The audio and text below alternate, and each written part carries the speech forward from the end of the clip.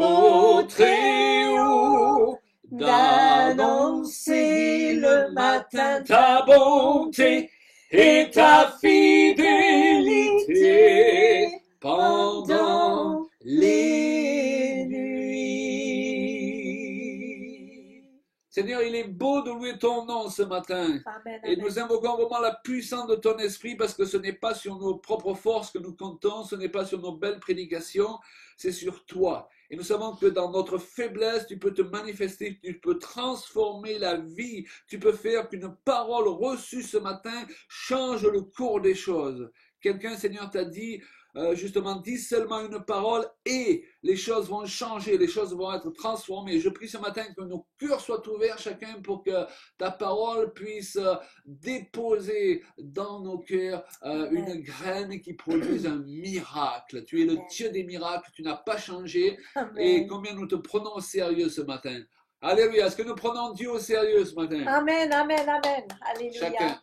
Donc, comme on le disait, comme on a coupé les micros, pour que le son soit de meilleure qualité, n'hésitez pas à vous manifester par des gestes, hein, lorsque vous approuvez, vous voulez dire Amen, eh bien, Julia, elle a ses petites pancartes. Oui. Si vous avez une petite feutre, on peut communiquer. Voilà. Alléluia. Alléluia. Mais j'aimerais, Claude, qu'on peut juste prier ensemble et de vraiment se mettre ces instants sous la protection de Dieu, mais aussi qu'il aura une onction particulière ce matin du Saint-Esprit. On va parler des choses prophétiques. Et moi, je vais tendre mes mains, et je crois vraiment que je tends mes mains sur la maison de chacun d'entre vous. Et Seigneur, je prie à cet instant qu'on soit unis dans ton esprit et que l'esprit prophétique se réveille à l'intérieur de chacun de nous, que nous puissions comprendre davantage sur ta personne, sur qui tu es. Seigneur, manifeste-toi avec puissance. Nous attendons aussi de voir des signes, des prodiges, des miracles, Amen. car tu es un Dieu vivant et vrai. Et nous mettons notre confiance en toi. Seigneur, tu dis dans ta parole que si un malheureux crie à toi, Oui. tu es attentif. Et tu es attentif à nous tous ce matin et à tous ceux et celles qui nous écoutent, que ça soit sur Zoom ou sur Facebook, que si vous êtes dans la tristesse ou chagriné ce matin, ma prière, c'est qu'à travers ces moments de partage, de culte, que votre cœur soit transformé, Alléluia. que votre corps soit fortifié Touché, oui. et que votre âme soit élevée, relevée et éclairée. Je prie cela au nom de Jésus. Amen. Amen. Amen. Merci Seigneur. Et donc, il est important de réaliser que c'est pas... Oui, Philippe, c'est très bien. C'est important de réaliser que le bénéfice d'une réunion dépend de sa consistance et pas toujours de sa longueur. Vous savez, parfois on imagine que si une réunion ne dépasse pas un certain temps, on ne peut pas être béni. Mais parfois on peut ressortir de certaines réunions complètement épuisé. Alors il vaut mieux parfois une réunion où on va directement au but, comme on veut le faire ce matin, mais qui porte des résultats. Alléluia. Amen. Et moi je suis dans la foi. Vous savez pourquoi je suis dans la foi? Parce que j'ai pas foi dans ma foi. Ma foi. J'ai foi dans la foi de Dieu. Amen. Il y a un passage dans l'Écriture où Jésus dit à ses disciples, c'est traduit souvent par « ayez foi en Dieu ». Mais en fait, le texte grec, il dit « ayez la foi de Dieu ». Et je crois que trop souvent, et je m'en suis rendu compte pour moi-même, on essaye de faire fonctionner notre foi. On est excité là, on se sent responsable de tout. Et on est plus stressé qu'autre chose. Depuis un moment, je suis complètement déstressé parce que je ne place pas ma foi dans ma foi. Je la place dans la foi de Dieu. Et je demande simplement au Seigneur de me remplir de sa foi, de me remplir de son amour aussi, parce que Claude Payan, il n'a pas assez d'amour en lui-même pour pouvoir être à la hauteur de ce que Dieu lui demande pour porter du fruit. Mais l'amour de Dieu en moi me permet d'aimer ma femme plus fort que jamais après les 41 ans de mariage. Alléluia. Ce dont nous avons besoin, c'est pas aussi bien intentionné que nous sommes de nos qualités humaines. même si elles ont de la valeur, amen, mais qu'à un moment donné, les qualités de Dieu prennent la relève et nous permettent d'aller plus loin où peuvent nous mener nos qualités humaines. Alléluia. Donc ce matin, ne placez pas votre foi dans votre foi. Placez votre foi dans la foi de Dieu. Amen, amen. Et attendez-vous à ce que l'impossible se passe. Amen. Amen. Amen. Et donc nous avons commencé hier à parler sur ce sujet délicat et combien d'actualité du prophétique. Et nous avons encouragé à la fois le peuple de Dieu à rentrer dans cette dimension du prophétique, parce que nous avons expliqué que c'est là que Dieu l'attend. Amen. Et c'est ce que Dieu veut aujourd'hui, avoir un peuple prophétique. Nous avons aussi mentionné que si nous y rentrons sans respecter les règles, nous sommes comparables à quelqu'un qui a eu son permis de conduire, mais qui pourtant eh bien, ne respecte pas le code de la route. Et quoi qu'il ait le permis de conduire, ça ne va pas l'empêcher de se mettre en danger, mais surtout aussi de mettre les autres en danger. Et si nous ne respectons pas le code du prophétique, comme dans tous les domaines d'ailleurs de la vie chrétienne, non seulement nous nous mettons en danger parce que nous donnons des prises au diable. L'apôtre Paul nous dit, ne laissez pas de prise à Satan. Donc vous comprenez, notre responsabilité à nous, c'est de ne pas laisser de prise à Satan. Parce que souvent nous disons que Dieu a fait telle et telle chose, Dieu a permis telle et telle chose, mais c'est tout simplement que le diable a eu des prises. Et Dieu, il y est pour rien dans ces choses qui sont arrivées. Est-ce que vous me suivez? Oui. Donc nous avons une responsabilité, c'est de se diriger en respectant le code de la route.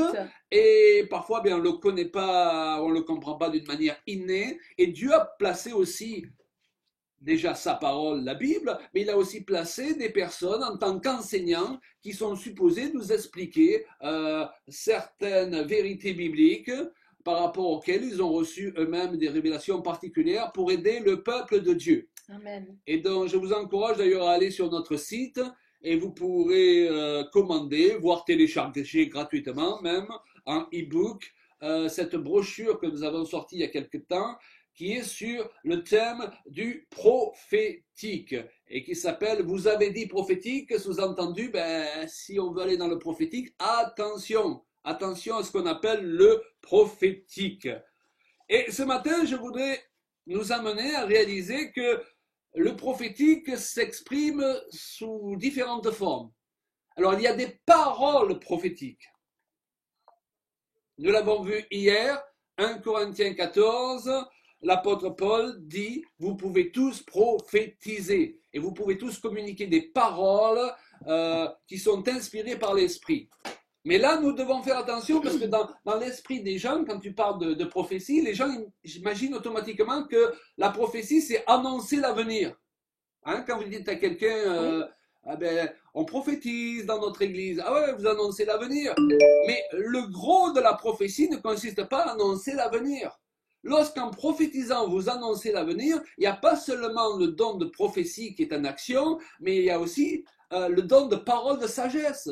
Lorsque vous révélez quelque chose qu'on ne peut pas connaître avec le simple discernement humain, à travers la parole prophétique, il y a aussi un autre don qui est le don de parole de connaissance. Est-ce que vous suivez? Mais une bonne partie du prophétique consiste à exhorter, consoler, encourager. Lorsque vous lisez les psaumes, ce sont des prophéties.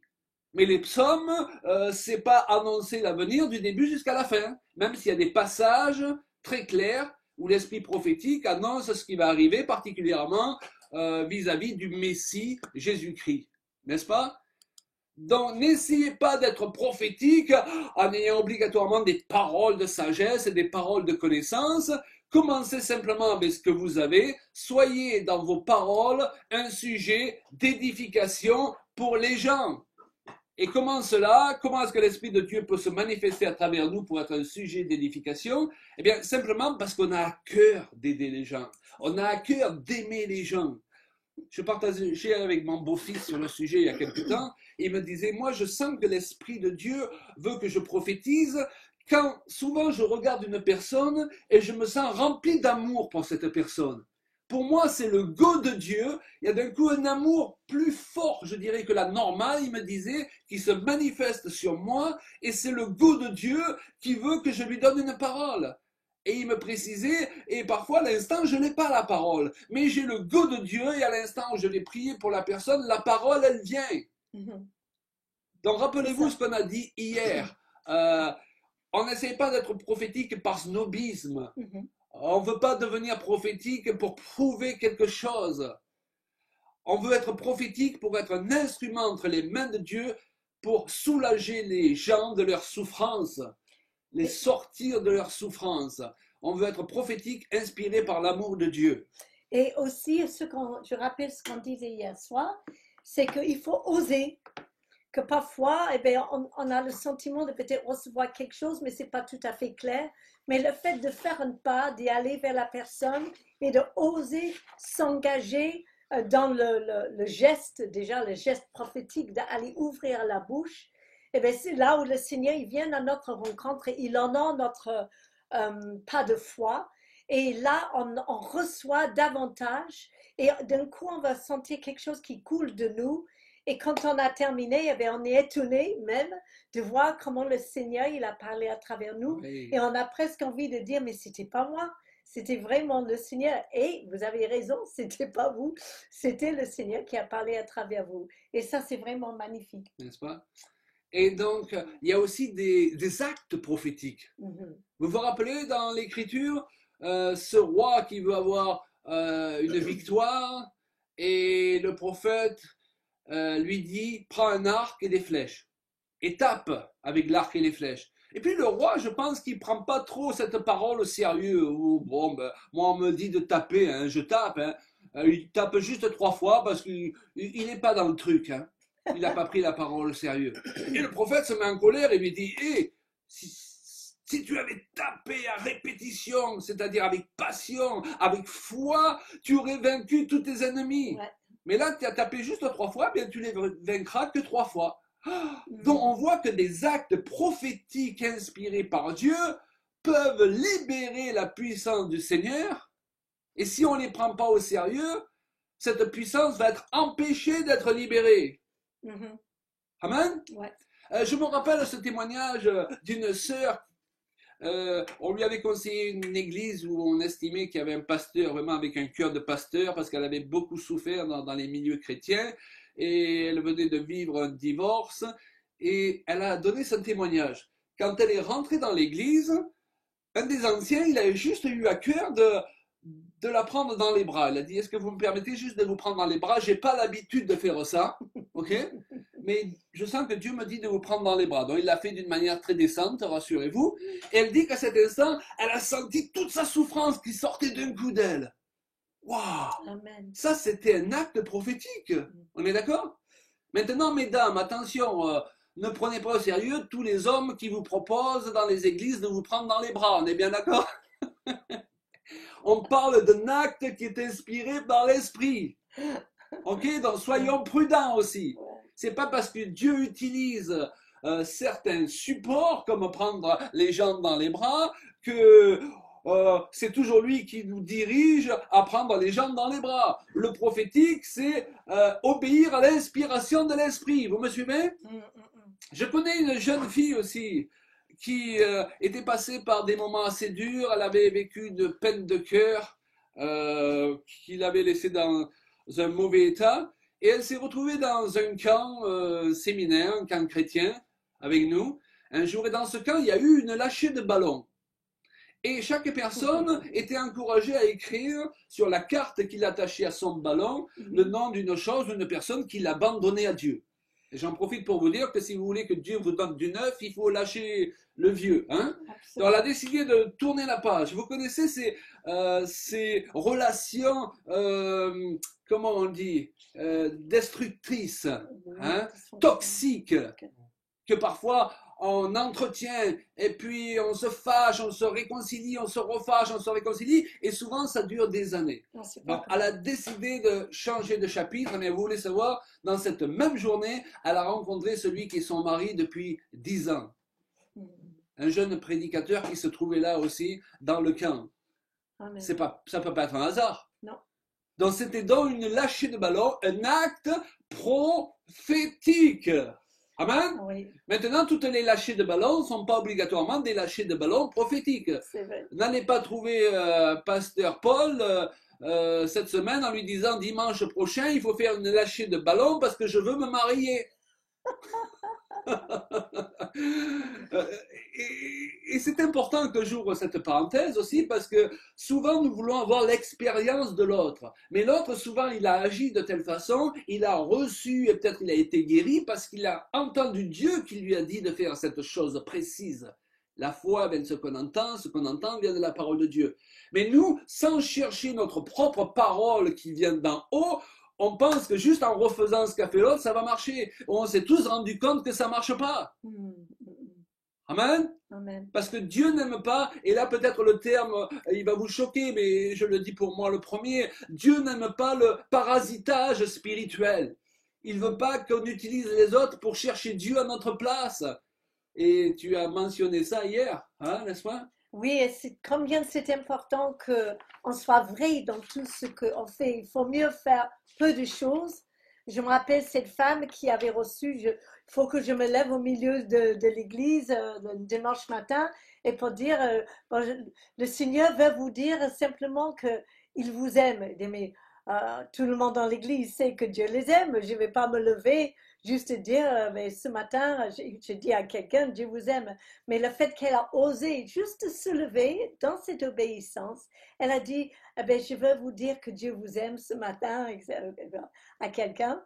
Et à la fin du culte, quelqu'un est venu dire, mais voilà, j'étais dans la voiture et bien sûr, vous pouvez imaginer l'histoire qui disait, mais Seigneur, si simplement tu pourrais me dire que tu m'aimais. J'en ai besoin, J'en ai besoin de l'entendre particulièrement. Le prophétique, ce n'est pas une chose compliquée. Et dès que ça devient compliqué, eh bien, il faut le ramener dans une simplicité. Parce que Dieu, il a communiqué avec simplicité. Quand il a donné les paraboles, il racontait des histoires. Et ces histoires, elles étaient accessibles d'être compris par tous. D'autres moments, eh bien, il donnait des enseignements qui étaient compliqués pour les disciples de comprendre. Ils étaient aussi prophétiques. Mais après coup, c'était parce qu'il avait dans le temps, et d'un coup, quand les choses se sont arrivées et que Christ il est vraiment mort sur la croix, après coup, ils se sont là, ils disaient, voilà, ah maintenant, on a compris pourquoi il nous a dit ceci.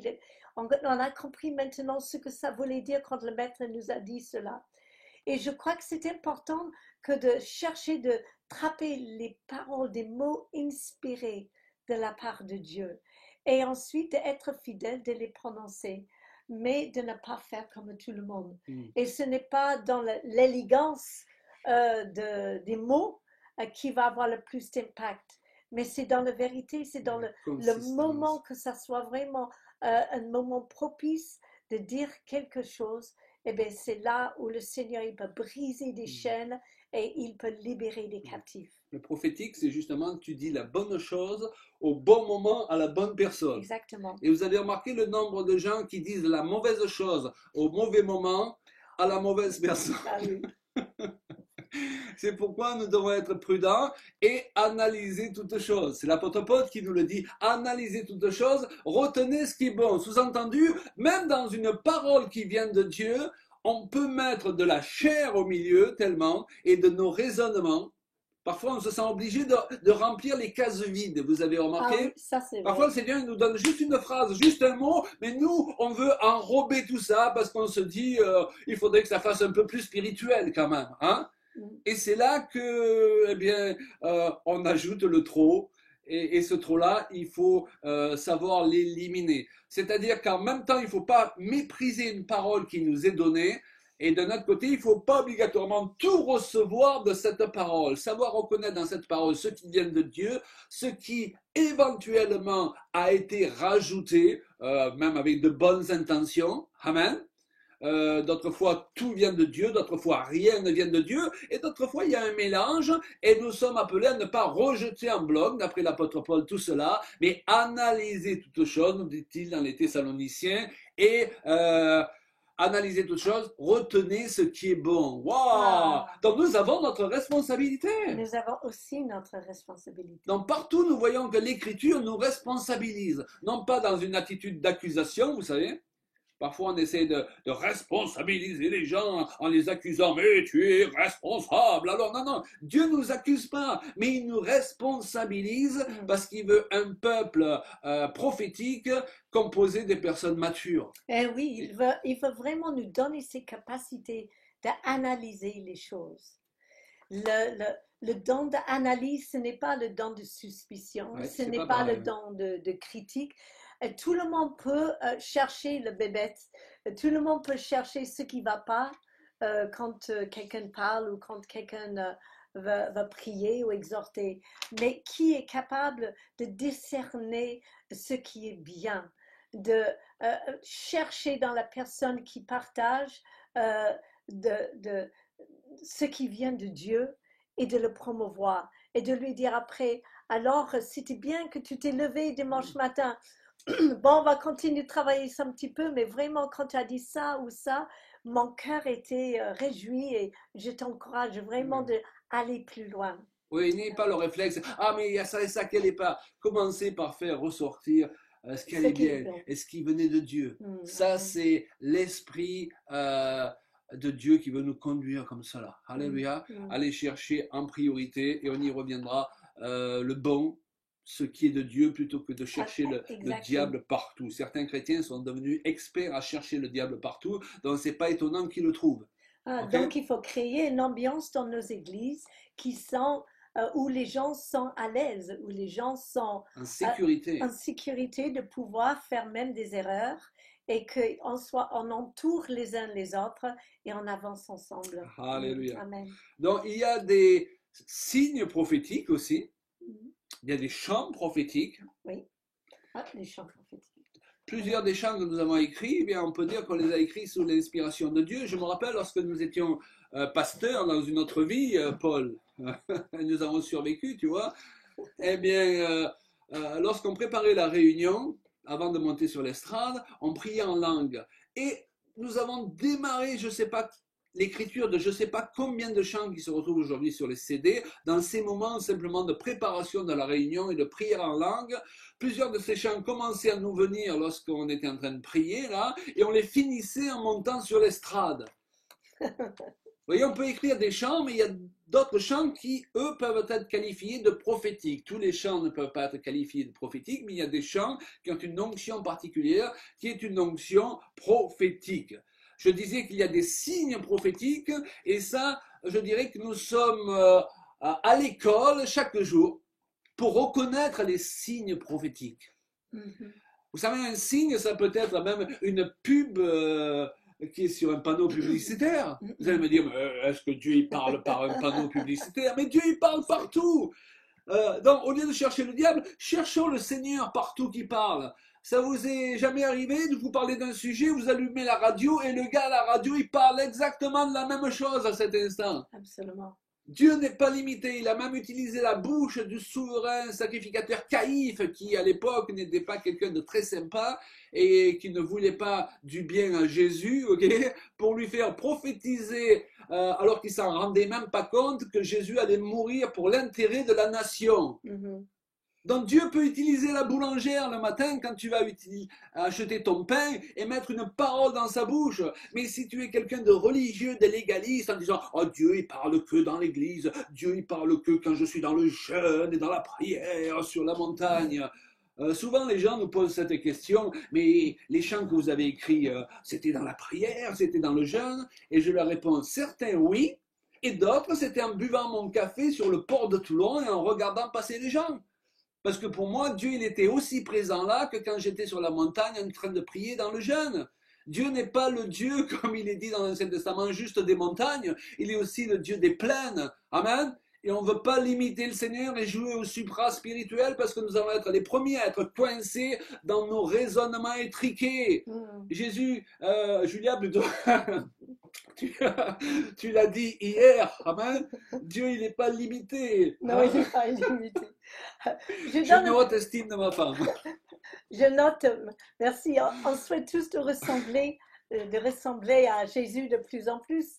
Mais je me rappelle qu'au début de ce confinement avec le Covid-19, j'étais en bas en train de jouer avec mes petits-enfants avec de Lego. Et j'ai regardé tous ces petits bonhommes-là et j'imaginais une église qui était construite par ces Lego. Et je voyais à un moment donné, il avait tout démonté et que quelque part, chaque petit bonhomme, il repartait avec un morceau de l'église chez lui. Et que dans le confinement de l'église, eh bien, on est un petit peu comme ça, parce que nous sommes des pierres vivantes et nous faisons partie du corps de Christ. Et que je voyais que l'église, il est toujours intact, il est juste démonté, il est en pièces détachées et parfois c'est ça ce qu'il faut pour pouvoir être plus efficace et dans de rayonner dans une sphère d'autorité plus large que de juste être fermé derrière des portes closes. Et ça, pour moi, je dis, waouh, ça c'était vraiment prophétique et pourtant, j'étais en train de jouer avec mes petits-enfants. Donc, Dieu, il peut parler tout le temps et dans chaque situation. Ne limitez pas Dieu, ne limitons pas Dieu. Combien de fois j'ai limité Dieu, hein? Voilà. C'est Job qui dit Dieu parle de plusieurs manières. Hein? Mais c'est nous qui n'écoutons pas. Donc, sous la nouvelle alliance, soyons des hommes et des femmes, et spécialement dans ces temps, qui écoutent les signes.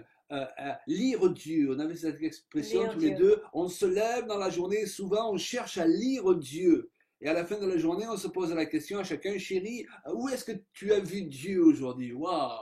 Ça, c'est une bonne discipline à avoir. Hein?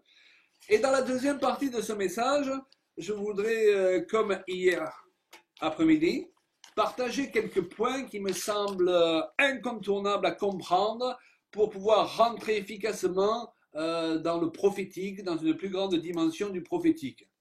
Il est important de comprendre sur quel fondement est bâti le prophétique. Et le premier de ces fondements, mes amis, quitte à sonner un peu bateau, je voudrais vous dire que c'est Jésus. Amen.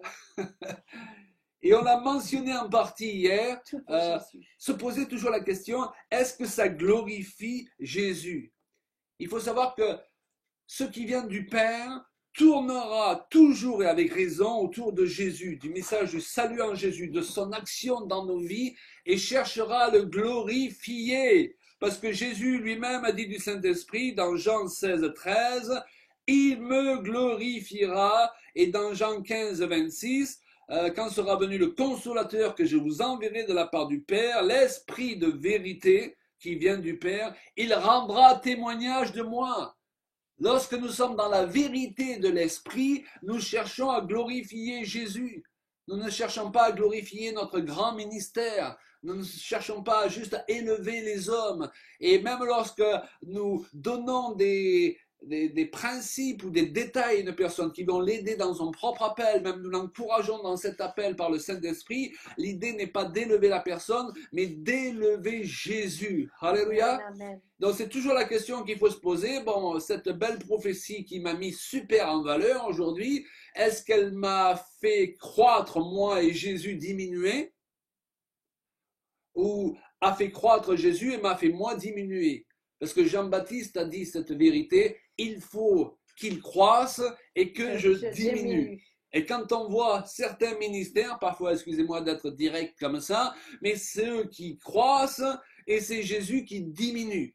Donc voilà une bonne façon de se repérer aussi par rapport au ministère desquels nous voulons être enseignés, par rapport au discernement que Dieu nous demande d'avoir. Parce que rappelez-vous que si le Seigneur eh bien, nous appelle à ne pas juger d'un jugement qui est une condamnation, n'est-ce pas? Il nous appelle à juger d'un jugement qui consiste à examiner les choses. Et souvent, on se fait des nœuds à cause de ce terme jugement parce qu'il a plusieurs sens. Et quand on parle de jugement, souvent on se dit en tant que chrétien, je n'ai pas le droit de juger. Non, tu n'as pas le droit de condamner les gens. Amen. Mais tu as le droit de juger les choses, ne serait-ce que pour ne plus te faire avoir comme tu t'es fait avoir dans le passé. Et moi, pasteur Paul, si je devais m'occuper de nouveau d'une église, et je prie que Dieu ne me le demande pas, alléluia, eh bien, il y a beaucoup de choses que je gérerais différemment et il y a beaucoup de domaines et il y a beaucoup de gens par lesquels je ne me ferai plus avoir. Amen. Mais il y a beaucoup d'erreurs que je ne ferai plus moi-même aussi. Parce que si d'autres en ont fait, j'en ai fait beaucoup aussi. Alléluia. Donc la Bible nous dit aussi que si nous nous jugeons nous-mêmes, nous nous examinons nous-mêmes, eh bien, c'est comme ça qu'on évite d'être jugé par le Seigneur. Donc, jugeons les choses, jugeons les gens sur un critère qui consiste à examiner les choses, à tirer le bon et puis laisser le mauvais, comme on l'a vu tout à l'heure, mais n'ayons pas cet esprit de condamnation. La deuxième chose sur laquelle je voudrais insister, le deuxième point, c'est l'importance pour pouvoir être efficace dans le prophétique, être, je dirais, précis, c'est de chercher de mieux en mieux à connaître Dieu. Parce que Jésus a dit que les brebis entendent la voix du bon berger et la reconnaissent. Wow! Amen, amen. Et c'est pour ça qu'elles ne suivront pas un étranger. Plus on connaît, plus on reconnaît. Plus j'ai appris à connaître ma femme, plus j'ai compris comment elle fonctionnait, plus j'ai compris comment éviter de la blesser. Parce que vous avez remarqué, messieurs, qu'une femme, ça ne fonctionne pas comme un homme et vice-versa. Hein? Il y a des choses à apprendre dans la vie. Et ça nous coûte très cher lorsqu'on ne prend pas le temps de les apprendre. Lorsque ma femme me téléphone, je n'ai pas besoin qu'elle me donne son numéro de carte bleue. Allô, oui, c'est qui? Ben, je suis supposé reconnaître sa voix. Hein? Je ne vais pas lui dire, donne-moi le numéro de sécurité sociale pour que je sois sûr que c'est toi. Eh bien, l'année de même avec le Seigneur. À un moment donné, on devient habitué à sa voix et quand il appelle, eh bien, on reconnaît automatiquement. On n'a pas besoin de passer ça par 50 critères. Parfois, il va falloir passer par ces critères le temps qu'on apprenne à reconnaître. Mais la meilleure façon pour reconnaître, c'est d'apprendre à connaître. Et comme je le disais hier, le prophétique, c'est partager le cœur de Dieu. Waouh! Donc nous sommes supposés partager la pensée, et Paul dit nous avons la pensée de Christ, la pensée de quelqu'un qu'on connaît suffisamment pour savoir comment il pense. Waouh! C'est intéressant de voir les choses sous cet angle-là. Pour être représentant de quelqu'un et de communiquer sa pensée, la moindre des choses, c'est d'avoir bien compris comment il pense. Et à un moment donné, sa pensée et ma pensée ne vont faire qu'un. Parce qu'au lieu de demander à Dieu qu'il change ses pensées pour mes pensées, c'est moi, dans l'évolution et dans la marche des choses, qui vais faire changer mes pensées pour qu'elles correspondent à ses pensées jusqu'à ce que les deux ne forment qu'un. Amen, amen, amen. Alléluia. Amen. Et là, tu es prophétique. Tu n'as pas besoin de prier 3 heures tous les matins pour être prophétique. Il y a quelque chose en toi, un mécanisme automatique qui va se libérer de plus en plus naturellement. Bien sûr. Qu'on le veuille ou pas, lorsque nous prophétisons, nous communiquons des paroles de la part de Dieu, notre cerveau, il rentre en ligne de compte. Notre intelligence rentre en ligne de compte. Quelque chose est communiqué par le Saint-Esprit à notre esprit, mais notre intelligence, elle va devoir l'interpréter. Et la Bible nous parle du renouvellement de l'intelligence. Si mon intelligence, par la connaissance de Dieu, par la compréhension de sa parole, n'est pas suffisamment renouvelée, je risque moi-même, et on s'est rendu compte que c'est le cas pour beaucoup de personnes, de mal interpréter ce que Dieu me dit. Et le problème là, ce n'est pas que Dieu ne m'a pas parlé, c'est que moi j'interprète mal ce qu'il m'a dit. Un cerveau de légaliste, excusez-moi, mais c'est quelque chose que j'aime aborder, parce que le légalisme fausse l'image de Dieu et fausse l'esprit prophétique. Un cerveau de légaliste, c'est une personne qui raisonne toujours en termes de jugement dans le sens d'accusation. Alors imaginez que Dieu lui donne une parole en lui montrant un problème d'une personne qui est dans l'église, même peut-être un péché. Lui, avec son intelligence qui n'est pas suffisamment renouvelée dans la connaissance de Dieu, il va interpréter que si Dieu lui montre ça, c'est pour exposer la personne devant tout le monde. Danger. Parce qu'il va en profiter en même temps pour montrer aux yeux de tous son grand don prophétique, vous comprenez? Il roule pour lui en réalité, il ne roule pas pour les autres. Hein? Et qu'est-ce qu'il va faire? Eh bien, il va détruire la personne avec la chose même, la bénédiction même que Dieu avait mis entre ses mains pour bénir la personne. Mais s'il est suffisamment renouvelé par rapport à la parole de Dieu et surtout par rapport à la connaissance du cœur de Dieu, la dernière chose qu'il voudra faire, c'est humilier cette personne et il va interpréter avec son intelligence cette parole, voire cette révélation qui lui a été donnée, comme quoi il doit prendre la personne à part et partager ce qui lui a été montré en privé pour que la personne puisse changer rapidement ce qu'elle doit réformer et que le diable n'ait pas de prise pour la frapper. Est-ce que vous comprenez? Et je crois que de nombreuses fois, et je crois que le Seigneur a dû le penser vis-à-vis de Claude Payan, hein, le Seigneur doit se dire « Oups, si j'avais su, je n'aurais pas dit ça. » Quand je vois ce qu'il a fait avec. Donc aujourd'hui, moi, je veux que Dieu ne se repente pas de ce qu'il me montre. Et tu le disais hier, c'est un point important. À ses amis, on dit des choses qu'on ne dit pas à ceux avec qui on n'a pas une relation d'amitié. Dieu avec Abraham, il lui disait des choses qu'il ne disait pas aux autres. Abraham, il faut avoir une discussion avec Dieu et Dieu avec lui qu'il ne pouvait pas avoir avec d'autres personnes. Donc quand vous développez une relation de plus en plus proche avec Dieu, vous devenez un ami. Dieu ne cherche pas seulement des chrétiens, pas seulement des disciples, ou alors je dirais le disciple est quelqu'un qui n'a pas seulement développé une connaissance, mais qui a développé une amitié. Et c'est pourquoi Jésus dit, je ne vous appelle plus serviteur, je vous appelle ami. Alléluia. Abraham était appelé ami de Dieu. Moi j'aimerais que Claude Payan, on dise ça, c'était un ami de Dieu. Alléluia.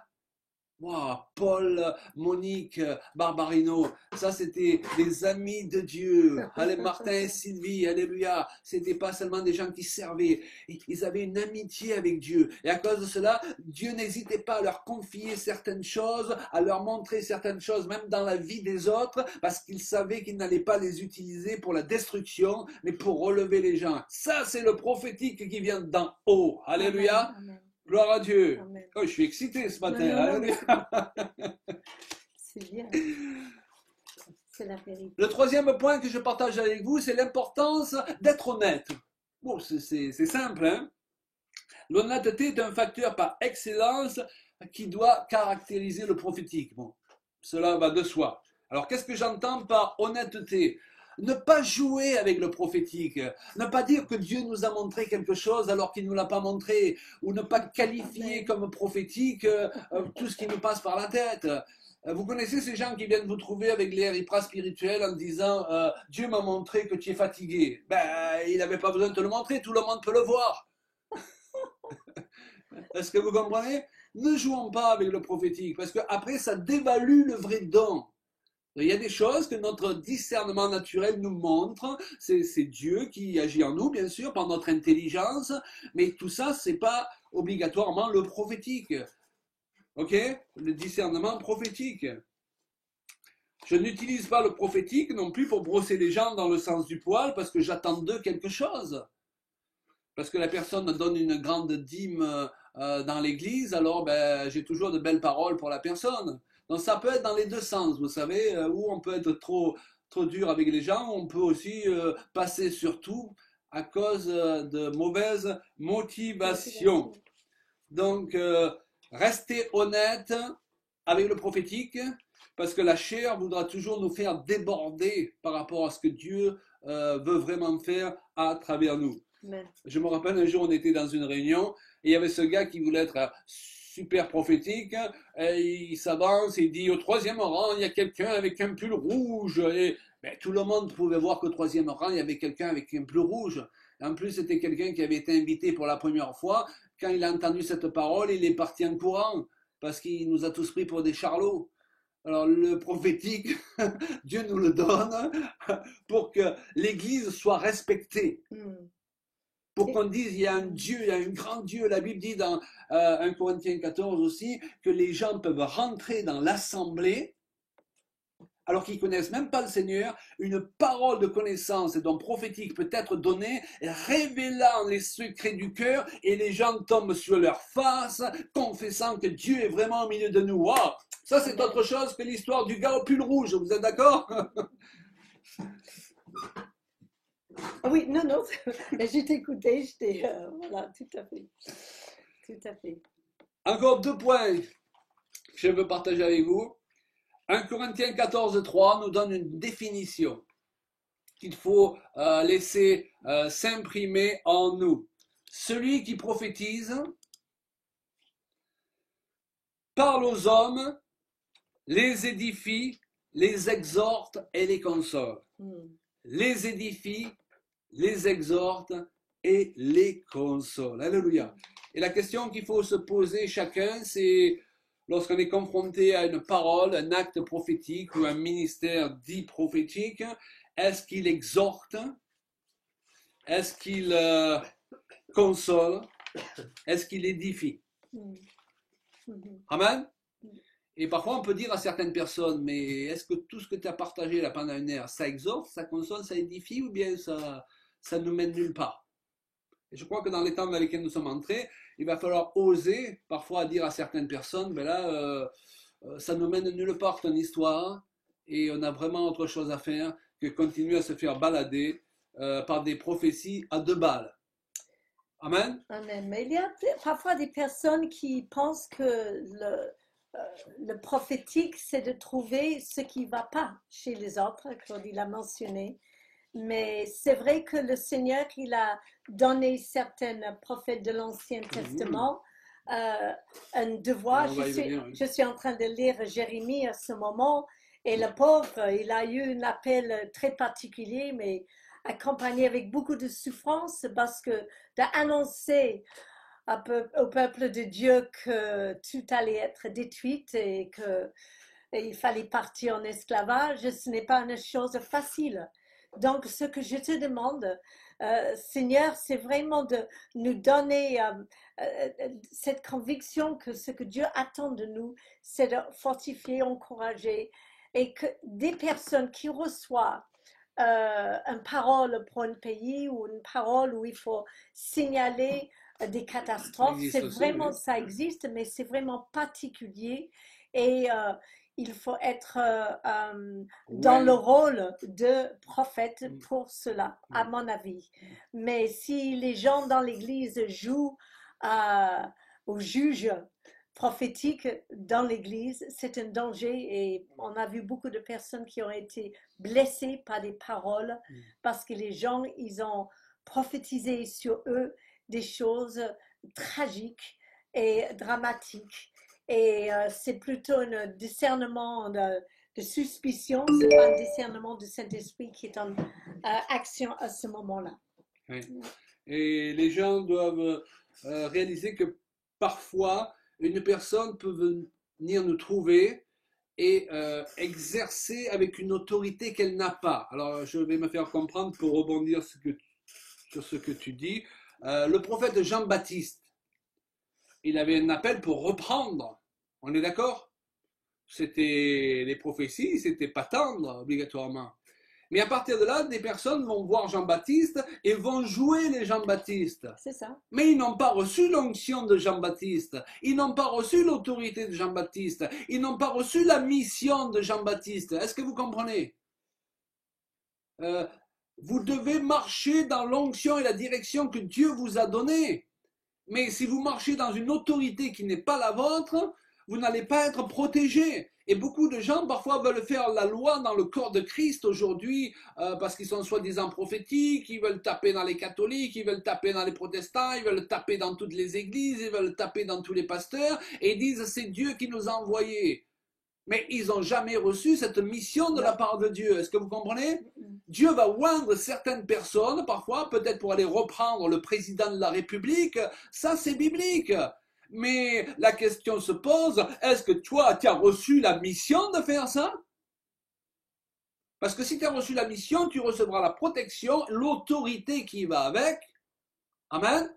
Donc on n'est pas là pour jouer les Moïse, pour jouer les Jean-Baptiste, on est là pour marcher dans le créneau que Dieu nous a tracé et ne pas s'en éloigner. Et le fondement de ce créneau, c'est de chercher l'édification. Et après, si Dieu veut ajouter certaines choses à notre appel, alléluia, on va rentrer dans ces choses-là. Mais il faut bien s'assurer, surtout dans ce domaine-là, qu'on n'essaie pas d'exercer une autorité qu'on n'a pas reçue, parce que sinon elle va se retourner contre nous.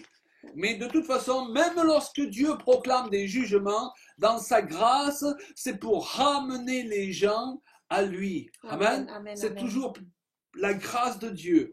Le prophète Ésaïe, à un moment donné, et on va terminer par là, il a une vision. Voilà.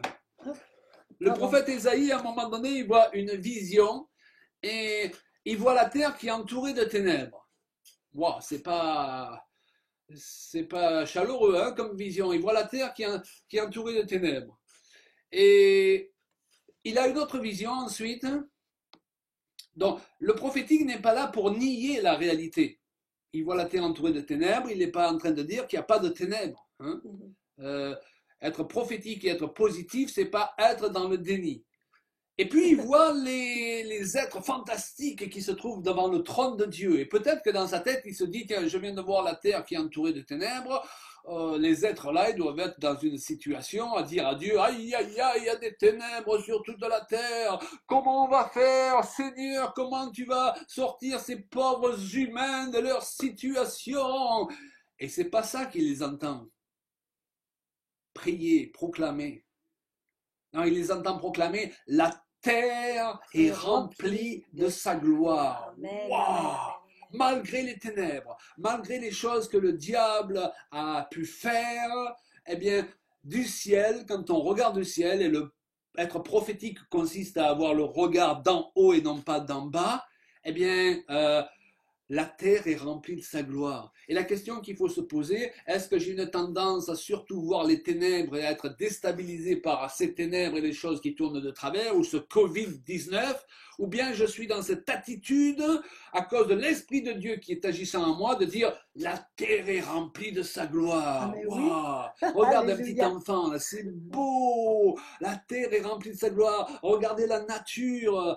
Colmar, qu'est-ce que c'est beau, Colmar. L'Alsace, qu'est-ce que c'est beau. Ça a été frappé par le Covid-19, c'est vrai, mais wow, qu'est-ce que c'est beau, l'Alsace. L'Alsace est remplie de sa gloire. Amen. Amen, amen, Ma femme n'est pas parfaite, mais wow, qu'est-ce que c'est beau d'avoir une femme à soi. Alléluia.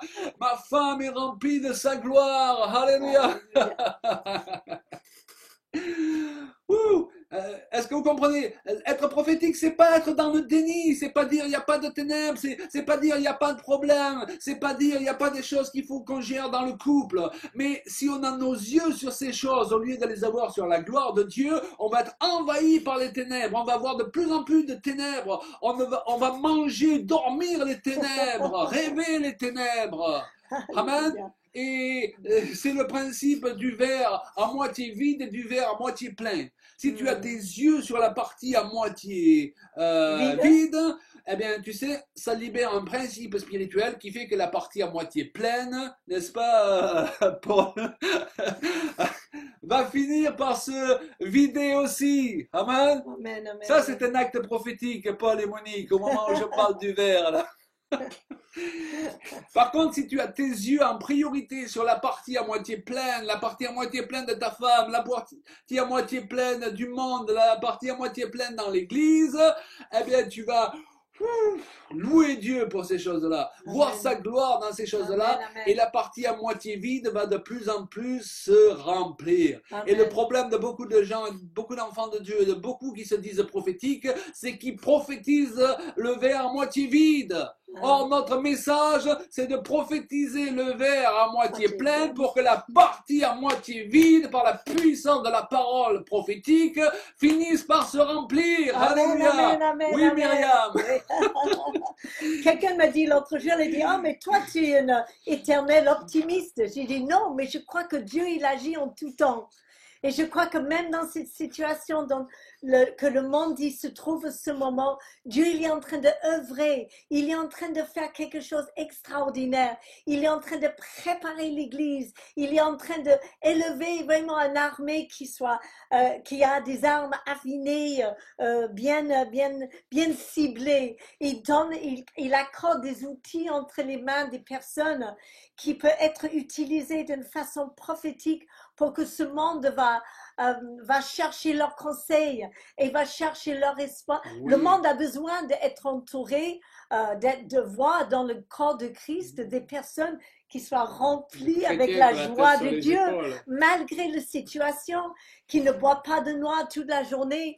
Peut-être nous aussi on écoute de temps en temps les nouvelles, mais c'est pas les nouvelles qui va dicter mon humeur pour la journée. Ce qui me rend joyeux, c'est la parole de Dieu, c'est d'être dans sa présence, et parce que l'Esprit de Dieu, il est sur chacun de nous et il confirme. Amen. Quoi? Il confirme pas les nouvelles de lui, c'est ça, mais il confirme sa parole.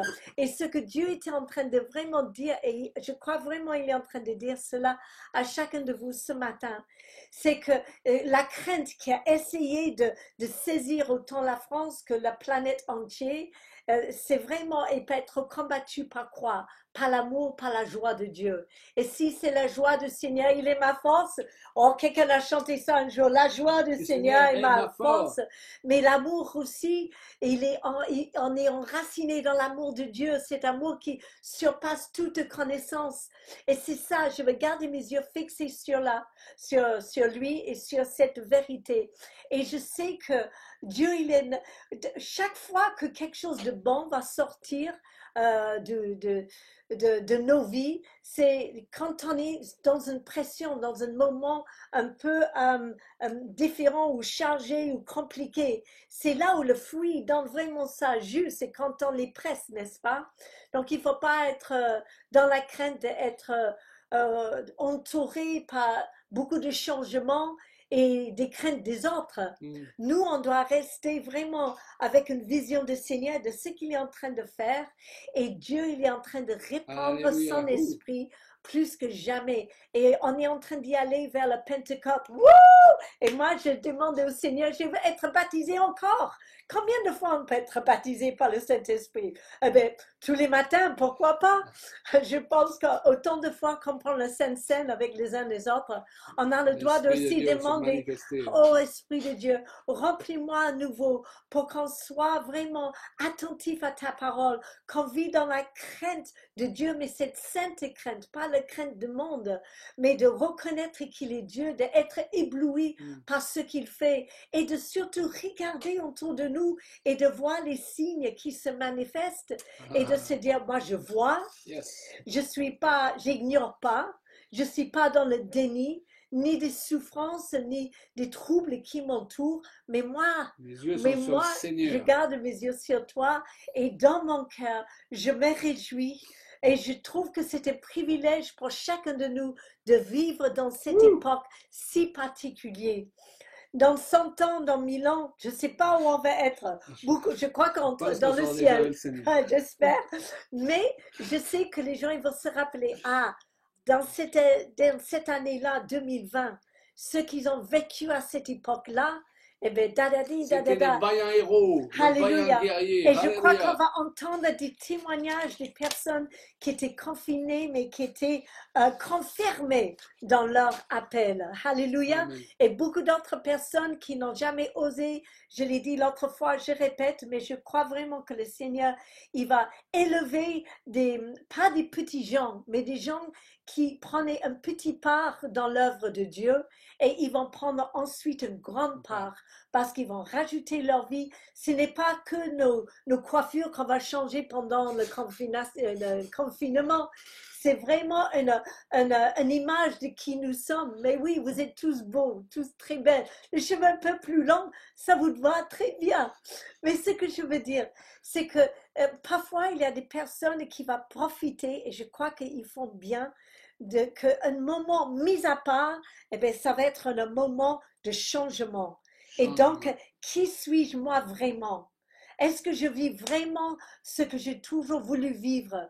Ça aussi, c'est l'esprit prophétique. Et comme tu disais tout à l'heure, il faut qu'on soit prophétique sur nous-mêmes et de se dire, est-ce que je suis vraiment dans l'obéissance à Dieu par rapport à des choses qui me demandaient déjà de moi, dans mon sphère d'autorité, dans ma famille, et ensuite de s'aligner les choses à la volonté de Dieu et de se fortifier pendant ce temps. Alléluia. Alléluia. Pour que le temps qui vienne, on sera tous plus efficaces, plus unis que jamais. Amen, Et on amen. priera pour ça tout à l'heure. Hein. Amen. Tu sais, avant qu'on fasse une conclusion sur ce message, on va juste chanter avec nos amis. La joie du Seigneur est ma force. Ah, La joie du du Seigneur Seigneur est est ma ma force. force.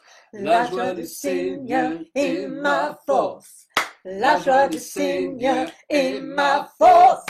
La joie du Seigneur est ma force. Hey! Ma force. Ma force. Hey, la joie du Seigneur. La joie du Seigneur est ma force. La joie du Seigneur est ma force. La joie du Seigneur est ma force. La joie du Seigneur est ma force. Ma force, ta force, ta force, ta force, ta force. Alléluia. Alléluia. Wouh. Et pour terminer, une dernière petite histoire du prophète Ézéchiel avec la vallée des ossements. Cette histoire bien connue. Le Seigneur, eh bien, il amène Ézéchiel devant une vallée des ossements, on pourrait dire d'un cimetière, et il lui pose la question, Ézéchiel, Qu'est-ce que tu vois? qu'est-ce que tu vois là? Et il ajoute, est-ce que ces eaux pourront revivre? Waouh! Alors, Dieu, lorsqu'il vous pose une question, mes amis, c'est pas parce qu'il a besoin d'avoir la réponse en général. C'est vrai. Hein, quand il demande à Adam où es-tu, c'est pas parce que Dieu a perdu Adam de vue, il le trouve plus, ok? Et il veut que nous-mêmes on sache se situer où on est, amen, et Amen. qu'on sache se situer par rapport où on en est dans la foi. Et donc, Ézéchiel, il n'ose pas se mouiller. Dieu lui demande, est-ce que ces eaux, à ton avis, ils vont pouvoir revivre? Ézéchiel, il répond, bah, c'est toi qui sais, Seigneur. Hein? Bien sûr. Et peut-être que le Seigneur, il vient trouver chacun de vous qui nous écoutez aujourd'hui par Facebook, Zoom, et il vous pose des questions. Mais c'est pas pour avoir la réponse, c'est pour que vous ayez la réponse. Amen. Et peut-être il va vous dire, après 10 ans, après 20 ans, où tu es mon enfant, tant de temps de conversion, tant de temps passé dans l'église, quand tu vois des eaux desséchées, tu en es toujours là en train de dire, ce que je vois, c'est des eaux desséchées. Et c'est comme à Jérémie, Dieu lui pose une question, qu'est-ce que tu vois? Et parce que Dieu veut que Jérémie il donne une réponse différente que je vois ça, je vois ce qui ne va pas. Est-ce que vous comprenez? Dieu, il veut que après tant d'années de conversion, on ait changé notre manière de raisonner et notre manière de voir les choses. Et quand on voit des ténèbres, par exemple, au lieu de dire « Oh là là, il y a des ténèbres partout, oh, il y a le Covid-19 qui se répand », eh bien, on est un autre regard, le regard qui vient d'en haut en disant « Dieu va se glorifier dans toutes ces choses ». Amen. De toute façon, les ténèbres, c'est quoi? C'est une occasion pour les chrétiens de briller, puisque les chrétiens sont la lumière du monde. Amen. La lumière, elle n'est pas supposée briller au soleil. Amen. Elle doit briller parce qu'il y a des ténèbres. C'est bien parce qu'il y a des ténèbres que la lumière peut être agissante. Est-ce que vous comprenez? Alléluia. Même au vallée de l'ombre. Oui. Hein, on va briller. Oui. Alléluia. Donc ne cherchez pas toujours comment à briller au soleil, je dirais. Ne cherchez pas toujours les choses faciles. C'est pour ça que Dieu nous sort, tu le disais régulièrement, de notre zone de confort, parce que nous sommes appelés à chercher les ténèbres, justement, dans lesquelles on va briller. N'ayez pas peur des ténèbres. C'est vous qui êtes supposés les éclairer. Amen. Amen. Amen, amen. Parfois, on a des messages où on fait peur aux chrétiens. Ils ont l'impression qu'ils sont des petits chrétiens, il n'y a que le pasteur un tel ou le frère un tel qui peut faire telle chose, prendre autorité sur les démons. Oh, il faut y aller doucement. C'est pas étonnant que les gars, ils osent même plus se lever pour prophétiser après. On leur fait peur avec les ténèbres. Oh, les ténèbres, c'est l'occasion pour nous de briller. Alléluia. Alléluia. Et le Seigneur, il dit à Ézéchiel, eh bien maintenant, tu vas faire une chose. Maintenant que tu commences à comprendre ce que j'attends de toi, que tu commences à changer ton raisonnement, tu vas parler à ces eaux. Et pourquoi devenir prophétique, mes amis, même si là il s'agit de ministère de prophète, c'est parce qu'il y a certaines choses, écoutez bien, si on ne les déclare pas, elles ne s'accompliront pas. Elles ne s'accompliront pas. Parce que Dieu est celui qui appelle les choses qui ne sont pas comme si elles étaient. Et nous ne pouvons pas dire Dieu fait ce qu'il veut, s'il veut le faire, il le fera. C'est pas vrai. Jésus est la tête d'un corps dont nous sommes les membres. Amen. La tête veut que le corps et les membres soient suffisamment à l'écoute pour pouvoir donner des commandements afin que des choses interviennent. Et moi, je crois qu'une bonne partie des choses qui n'interviennent pas, des guérisons qui n'interviennent pas, des miracles qui n'interviennent pas, Dieu n'y est absolument pour rien. Parce que Dieu est le Dieu des miracles. Jésus, dans son ministère, allait de village en village et il guérissait tous les malades souvent, Amen. ou la plupart du temps. Amen. Donc, Dieu veut inverser la vapeur maintenant. Il veut un peuple prophétique qui se lève, qui prononce des paroles qui vont faire arriver la volonté de Dieu. C'est-à-dire qu'il ne nous appelle pas à être passifs, à avoir une foi passive, et il nous appelle à avoir une foi active, de pas être des chrétiens qui disent que la volonté de Dieu se fasse. Mais frères et sœurs, on est supposé connaître quelle est la volonté de Dieu pour qu'elle se fasse à travers nous. C'est pas pareil. C'est passif que la volonté de Dieu se fasse. Évidemment, Dieu devient responsable de tout ce qui se passe et de tout ce qui ne se passe pas. Mais Dieu, il a placé l'Église sur cette terre, mais pour qu'elle devienne une Église prophétique, ce que moi je ne saurais pas proclamer, Dieu va te le révéler à toi pour le proclamer. Et souvent on le vit dans le couple, la complémentarité. Et donc nous voulons prier maintenant, mes amis, pour que tous ceux qui entendent reçoivent une parole qui leur permettent de rentrer dans une nouvelle dimension prophétique, pas pour briller eux-mêmes, pas pour se faire valoir eux-mêmes, mais pour être des instruments pour soulager les maux de l'humanité. Dieu a tant aimé le monde alors que le monde était dans un sale état. Il n'a pas prophétisé sa destruction avant tout, il a prophétisé son salut en envoyant Jésus-Christ. Et nous devons lâcher toute une génération d'hommes et de femmes prophétiques dans ce monde qui ne va pas l'enterrer avant son temps, mais qui va lâcher des paroles de connaissance, des paroles de sagesse, exactement. une action de discernement des esprits, des actes prophétiques qui vont libérer des Je victoires puissantes Qui en veut? au nom Amen, de Jésus-Christ. amen. C'est pourquoi, Père, nous prions maintenant pour tous ceux qui le désirent et qui reçoivent ta parole. Tu dis que tu envoies ta parole et tu les guéris. Nous prions pour ceux qui ont besoin aussi d'être guéris dans leur corps ce matin. Nous allons prendre la Sainte Sainte tout à l'heure. Vraiment que le ministère de Jésus qui consistait à annoncer la parole et à guérir aussi les malades et à guérir les cœurs soit pleinement manifesté à travers ce culte aujourd'hui au nom de Jésus. Au nom de Jésus. Alléluia.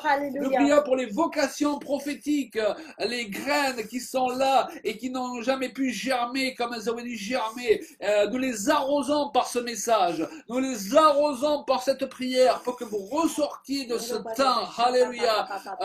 En n'étant pas les mêmes, en voyant l'onction de Dieu se manifester avec une force plus forte dans votre vie. Dieu ne regarde pas vos échecs passés, il ne regarde pas aux erreurs que vous avez commises dans le passé. Aujourd'hui, il dit ce qui importe, c'est aujourd'hui, c'est le jour du salut. Si tu entends sa voix, aujourd'hui, n'endurcis pas ton cœur. Et à partir d'aujourd'hui, beaucoup de choses peuvent être vraiment très très différentes. Au nom de Jésus, nous prions. Oh, gloire à ton nom, Jésus. Merci, Seigneur. Merci, Seigneur, parce que tu es en train de libérer à cet instant des paroles, des visions, mais même tu vas créer une nouvelle atmosphère pour l'Église d'aujourd'hui et de demain. Et tu es en train de oindre ce moment des personnes avec une huile fraîche pour accomplir des choses que jusqu'alors ils ne se sentaient pas capables, et pourtant tu les as appelés depuis longtemps. Et Seigneur, avec cette huile fraîche, il y a un courage qui vient, une autorité qui vient, une maturité qui vient, et tu vas verser sur ce pays, Seigneur, davantage des hommes et des femmes qui soient vraiment loin de Dieu. Merci, Seigneur, que ton esprit prophétique descende maintenant. Alléluia, à chaque recoin, à chaque endroit. Merci pour des guérisons. Merci parce que tu fortifies les genoux chancelants. Tu chasses des mains de personnes avec des chaussures de zèle de l'évangile pour y aller évangéliser, pour y aller parler de toi. Chacun dans leur sillon, chacun dans leurs dons, chacun dans leur différence.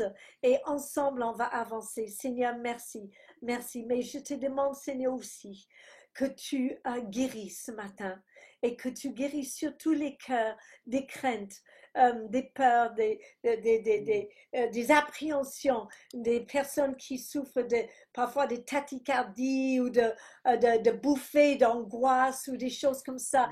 Il n'y a plus de place pour ces choses-là dans ton église. Et je prie vraiment ceux qui manquent de sommeil, Seigneur, que tu les accordes un bon repos pour qu'ils puissent se réveiller le matin et saisir vraiment tes bontés que tu renouvelles chaque jour. Amen. Seigneur, je prie aussi que tu fortifies des cœurs qui ont été déçus, des déceptions Oui. ou des personnes qui ont été fatiguées et chargées et qu'ils ont lâché, ils ont abandonné, ils ont décidé de juste regarder, de suivre, mais de ne pas être un de celles qui tirent. Et Seigneur, je pense que tu as beaucoup de vocations qui sont en attente, que tu aimerais vraiment utiliser dans ce jour.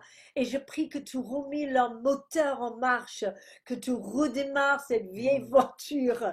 Alléluia, que tu lui donnes une nouvelle carrosserie parce que le moteur est bon, il a besoin d'un peu d'huile de joie. Alléluia. Et que tu renouvelles, Seigneur, que tu donnes des nouvelles outres même, que tu remplaces certaines vieilles façons de faire certaines façons de penser qui limitent notre façon d'agir, qui limitent nos actions. Amen. Et de juste ouvrir la boîte maintenant et d'y croire que les gens ils peuvent croire dans les choses qu'ils ont reçues de la part de Dieu. Et pour ceux qui ont reçu des prophéties dans le passé, pour ceux qui ont reçu des paroles et que vous les avez laissées sur une étagère quelque part, eh bien c'est maintenant, alléluia, c'est maintenant d'y aller les chercher, de les mettre en marche, alléluia. Une prophétie, c'est pas à mettre dans une boîte de conserve. Une prophétie, c'est quelque chose qu'on devait garder dans le cœur. Et quand c'est le moment de Dieu, eh bien on sait qu'on sait que c'est le moment. Et presque malgré nous, on ressent que le Saint-Esprit nous lève de nos chaises et nous pousse par derrière par un vent chaud et qui nous dit va maintenant et agis en mon nom.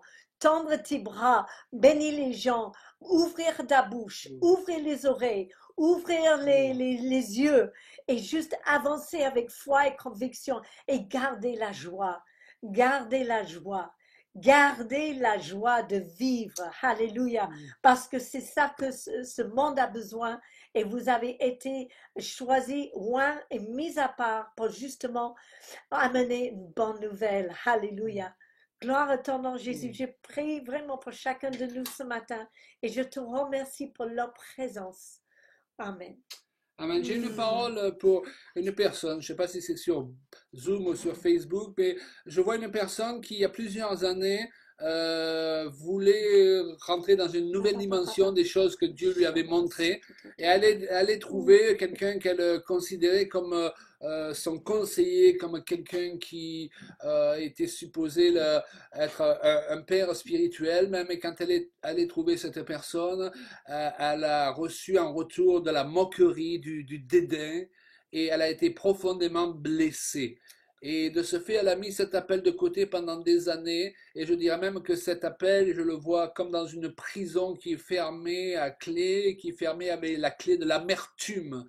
Et le Seigneur, il veut aujourd'hui ouvrir la porte de cette prison. Et pour cela, il demande juste à cette personne, on en a un peu parlé hier de ce sujet, de rejeter l'amertume. Alléluia, de pardonner, de bénir, et juste de sortir de sa prison. Et Dieu va la ramener à ce moment où cet appel était là, qui brûlait fortement dans son cœur, et Dieu va mettre en place un concours de circonstances qui vont lui permettre, écoutez bien, qui vont vous permettre de racheter le temps. C'est-à-dire que ces années que vous avez l'impression que vous avez perdues, le Saint-Esprit va faire en sorte qu'elles soient rattrapées en l'espace de quelques semaines. Alléluia. Donc, si vous êtes cette personne, vraiment, aujourd'hui c'est pour vous. N'attendez pas demain. Il y a des paroles qu'il faut saisir, comme on l'a mentionné hier, Julia l'a mentionné hier, il faut saisir de suite. Il ne faut pas les renvoyer à demain. Saisissez cette parole, ouvrez la porte. C'est vous qui avez la clé. C'est vous qui avez la clé de la porte de cette prison, alléluia, de votre appel, de ce feu qui a besoin de brûler de nouveau dans votre cœur, dont Dieu, lui, ne s'est pas repenti. Et cette clé, c'est l'amertume. Rejetez l'amertume, pardonnez, Amen. bénissez. Alléluia. Vous aussi, vous avez fait des erreurs, d'autres en ont fait à votre égard, mais ne laissez pas cette porte fermée parce que Dieu a besoin de ce don qu'il vous avait donné et qui a été enfermé dans cette prison, dans les temps dans lesquels nous sommes. Alléluia. Alléluia. Si vous êtes concerné par cette parole, n'hésitez pas à nous écrire par à notre adresse email, que ce soit la mienne ou celle de Paul. Ok. Je vois aussi d'autres personnes à qui Dieu donne encore du temps. Ce sont des personnes qui captent comme beaucoup d'autres que Dieu va faire quelque chose d'important dans ces temps, et je les vois qui sont heureuses, qui sont excitées, mais qui sont prêtes à partir la fleur au fusil, alors que et se joindre à l'armée de Dieu alors qu'elles n'ont pas utilisé ce temps de confinement pour régler certaines choses qu'elles ont besoin de régler. Je pense que c'est dans leur vie de relations personnelles, peut-être avec leur épouse, peut-être avec leurs enfants, peut-être avec des frères et sœurs. Le Seigneur leur dit que si elles se lèvent maintenant et qu'elles partent, elles vont être abattues très rapidement et qu'elles n'ont pas s'exciter comme elles le font. Et pour cela, Dieu leur donne encore un temps. Alléluia. Pour eux, le confinement, je dirais spirituel, peu importe si vous travaillez ou vous ne travaillez pas, mais pour vous, le confinement que Dieu a pour vous, il n'est pas terminé. Alléluia. Ne ratez pas ce que vous devez tirer de ce confinement et Dieu vous met en garde. Voilà une parole prophétique qui met en garde, mais parce que Dieu, là aussi, ne veut pas que vous vous leviez et puis hop, que vous soyez abattus de suite parce que vous n'avez pas de protection suffisante. Vous êtes excités comme les autres parce que vous sentez par le Saint-Esprit que quelque chose de grand va se passer. Vous pensez que vous allez faire partie de l'équipe, alléluia, mais pour l'instant, vous n'êtes pas intégré à l'équipe. Et vous allez partir seul et vous allez vous faire abattre. Dieu ne veut pas cela. Et pour rentrer dans cette équipe, façon de parler, dans cette armée, revenez sur vous-même, revenez à vous examiner vous-même et prenez encore un temps de confinement personnel pour gérer certaines choses sur lesquelles le Seigneur a mis le doigt. Et le Seigneur vous dit ça pas pour vous décourager, mais vraiment pour vous protéger de vous-même. Alléluia. Donc recevez cette parole, mettez-la en pratique et vous verrez qu'en très peu de temps, les choses vont changer. Vous-même, vous allez trouver de nouvelles qualités en vous qui viennent d'en haut. Alléluia, qui vont vous surprendre vous-même. Au nom de Jésus. Amen, amen, amen, amen. Merci, papa. Juste prie en langue quelques instants peut-être. Merci, Seigneur. Merci, papa. Alléluia. Alléluia. Alléluia. Voilà, merci Seigneur. Merci Seigneur. Nous avons rétabli le son pour Monique et Paul. Et Paul va prendre un temps pour préparer la Sainte Seine. Mais on voulait aussi vous dire que c'est l'anniversaire de Paul aujourd'hui. Oh! Voilà. Alors on veut le bénir, on va tendre nos mains. On va le bénir. Alléluia. Nous voulons le bénir au nom de Jésus. Je préfère ça que chanter joyeux anniversaire, honnêtement. Merci Seigneur. Que Dieu te donne de nombreuses années. On veut prophétiser sur toi là, de nombreuses années dans lesquelles tu vas vivre le meilleur. Alléluia. Souvent, le diable veut souffler à nos oreilles. Maintenant que nous avons passé un certain âge, on n'aura que les restes. Mais Dieu nous a gardés pour un temps comme celui-ci. Pas pour nous donner les restes, mais pour nous donner le meilleur. Alléluia. Nous invoquons sur toi, sur Monique, sur le ministère que Dieu vous a confié, sur votre famille. Nous invoquons le meilleur de Dieu. Au nom de Jésus-Christ, nous prions que d'hommes et de femmes qui vous soutiennent. Alléluia. Que Dieu vous préserve des pièges de l'adversaire et que Dieu vous fasse prospérer dans ces temps comme jamais vous n'avez prospéré et que des signes, des prodiges et des miracles soient manifestés en votre sein. Alléluia. Nous te bénissons, Paul, d'un même cœur, au nom de Jésus. Et Paul, Amen. dans l'esprit, je te vois, Paul, tu es assise à l'intérieur d'un arc-en-ciel. Alors, je sais bien que vous avez un arc-en-ciel dans votre église et je sais que tu es peintre de métier et que tu sais quelque chose sur les couleurs, le mélange de couleurs. Et tu sais aussi que quand on mélange toutes les lumières de l'arc-en-ciel, on trouve le blanc qui est vraiment la source et Jésus, il est notre lumière. Et j'ai ce sentiment que le Seigneur, il va te donner de nouvelles révélations dans le temps qui vient. Et que tu vas avoir tes yeux qui vont être ouverts pour Une apercevoir nouvelle couleur. certaines choses. Oui, pourquoi pas, de nouvelles couleurs aussi. Parce qu'au ciel, il y a des milliers de couleurs qui ici-bas n'existent pas. Mais je te vois juste, tu es dans la présence de Dieu et tu vas être illuminé. Ton visage va rayonner davantage. Alléluia. Sois béni pour ton anniversaire, Le Paul. Seigneur récompense la Amen. fidélité. Dans ces temps, le Seigneur va Amen. récompenser la fidélité de plusieurs de ses serviteurs. Amen. Amen. Amen. On vous laisse la parole, les amis. Amen. Amen. Je suis l'artisan, mais Monique, c'est l'artiste. C'est elle qui a peint l'arc-en-ciel à l'église et qui l'a dessiné. Que Dieu la bénisse. Voilà, on va prendre le repas du Seigneur. On a été vraiment fortifiés, encouragés par ce message. Dieu nous a vraiment parlé. Déjà hier, Dieu nous a parlé et ça a encore affermi nos cœurs ce matin au travers de ce message. Puissiez tous être bénis. Monique va nous lire 1 Corinthiens 11, versets 23 à 33. Alors, car j'ai reçu du Seigneur ce que je vous ai enseigné. C'est que le Seigneur Jésus, dans la nuit où il fut livré, prit du pain et après avoir rendu grâce, le rompit et dit, « Ceci est mon corps qui est rompu pour vous. Faites ceci en mémoire de moi. » De même, après avoir soupé, il prit la coupe et dit, « Cette coupe est la nouvelle alliance en mon sang. Faites ceci en mémoire de moi toutes les fois que vous en boirez. Car toutes les fois que vous mangez ce pain et que vous buvez cette coupe, vous annoncez la mort du Seigneur jusqu'à ce qu'il vienne. C'est pourquoi celui qui mangera le pain et qui boira la coupe du Seigneur indignement sera coupable envers le corps et le sang du Seigneur. Que chacun donc s'éprouve soi-même et qu'ainsi il mange du pain et boive de la coupe, car celui qui mange et boit sans discerner le corps du Seigneur mange et boit un jugement contre lui-même. C'est pour cela qu'il y a parmi vous beaucoup d'infirmes et de malades et qu'un grand nombre sont morts. Si nous nous jugions nous-mêmes, nous ne serions pas jugés. Mais quand nous sommes jugés, nous sommes châtiés par le Seigneur afin que nous ne soyons pas condamnés avec le monde. Amen. Amen. C'est vrai que la Sainte Seine, c'est pour nous souvenir de Jésus, du corps de Christ.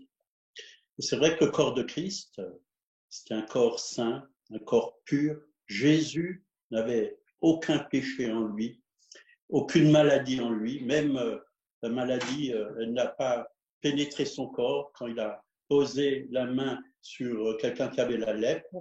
Le diable a essayé de le tenter plusieurs fois, déjà dans le désert, mais il a résisté à la tentation avec la parole de Dieu. D'ailleurs, il était lui-même la parole de Dieu. Et il était vraiment un exemple toute sa vie. Et il a donné sa vie sur la croix pour chacun et chacune. Et nous devons reconnaître vraiment cet amour qui a été manifesté au travers de lui pour qu'il prenne vraiment notre vie qui était sale, qui était impure, qui était méchante, mauvaise, orgueilleuse. Et il nous a donné sa vie. Et ce matin, c'est ce que nous voulons recevoir, c'est sa vie qui est sainte, sa vie qui est pure, sa vie qui a une vie de victoire, de gloire, de bénédiction. Et aussi, dans ses meurtrissures, nous avons été guéris. Son corps a été blessé pour que nous puissions recevoir la guérison. Son sang a coulé pour que nous puissions être lavés, purifiés de tous nos péchés, sanctifiés au travers de ce sacrifice. Il a vraiment tout accompli. Tout accompli. Alors, on va prier pour le pain et le vin. Monique, tu vas prier pour le pain. Seigneur, nous te remercions pour ce pain qui représente ton corps qui a été brisé pour chacun de nous. Merci, Seigneur, pour le pardon de nos péchés. Merci parce que tu es vivant et encore aujourd'hui, tu agis, Seigneur, dans le monde entier. Merci, Seigneur, pour cette bénédiction et cette grâce que nous avons de te connaître. Loué soit ton nom, Seigneur Jésus. Amen. Seigneur, merci parce que, oui, ton sang est précieux. Ton sang qui est saint, pur, sans tache, parfait. Tu l'as donné pour chacun d'entre nous, Seigneur, à la croix de Golgotha. Merci de nous laver encore ce matin de tous nos péchés. Encore, nous repentons de tout ce qui n'est pas à ta gloire. Vraiment, purifie-nous. Ton sang nous purifie ce matin. Merci pour ta victoire. Seigneur, c'est une coupe de bénédiction pour nous maintenant. Une coupe de délivrance. Une coupe de victoire. Tu as vaincu Satan à la croix au travers de ton sang précieux. Et nous proclamons ta victoire sur nos vies, sur nos corps, sur nos âmes, sur nos esprits. Nous proclamons ta victoire sur l'Église qui est ton corps, le corps de Christ. Nous reconnaissons nos frères, nos sœurs, Seigneur. Nous ne voulons pas voir les étiquettes, mais nous voulons voir un corps que tu as uni, Seigneur, par le Saint-Esprit, un corps qui s'aime, parce que tu as dit, aimez-vous les uns les autres comme je vous ai aimé. Merci, Seigneur. Gloire te soit rendue au nom de Jésus. Amen. Voilà, vous pouvez prendre le pain et le vin. Soyez bénis, que ça soit vraiment une bénédiction pour chacun d'entre nous. Et recevez, si vous êtes malade, la guérison. Si vous êtes lié, recevez la délivrance. Il a payé à la croix. Recevez la grâce, la bénédiction, le pardon. Oui, recevez vraiment tout ce que Christ a accompli pour vous au nom de Jésus. Amen.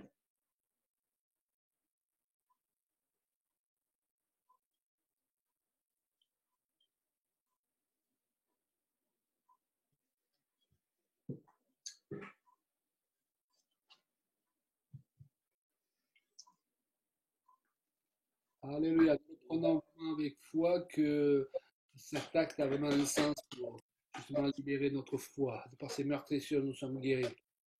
Amen.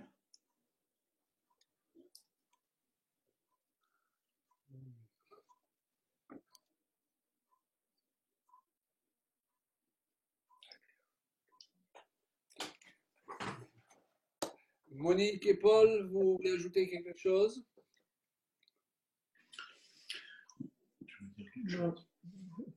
Ce que je peux dire, c'est que Dieu est bon, qu'il nous aime, c'est vrai, et que vraiment l'esprit prophétique, il l'a répandu sur l'Église et on ne doit pas avoir peur. Simplement donner ce que Dieu nous donne, tout simplement être des hommes et des femmes simples, pas compliqués, pas chercher des titres, pas chercher à se faire valoir soi-même, mais on veut faire valoir Jésus-Christ, le roi des rois, le Seigneur des seigneurs. C'est lui que nous servons, c'est lui que nous élevons, que nous honorons au nom du Seigneur. Amen. Amen. J'aimerais terminer en disant que nous sommes dans une période tout particulière. Et je me rappelle de ce passage qui dit que l'Esprit du Seigneur l'Éternel est sur moi. Et ceci était écrit en parlant bien sûr de Jésus, mais on peut prendre ce passage pour chacun de nous ce matin. Et j'aimerais juste qu'on puisse tendre les bras. Alléluia. Est-ce qu'on peut tous tendre les bras là où vous êtes, sur Facebook, sur Zoom? Alléluia. Et on va dire simplement, l'Esprit du Seigneur, l'Éternel est sur moi. Et sur moi. L'Éternel est sur moi. Et sur moi.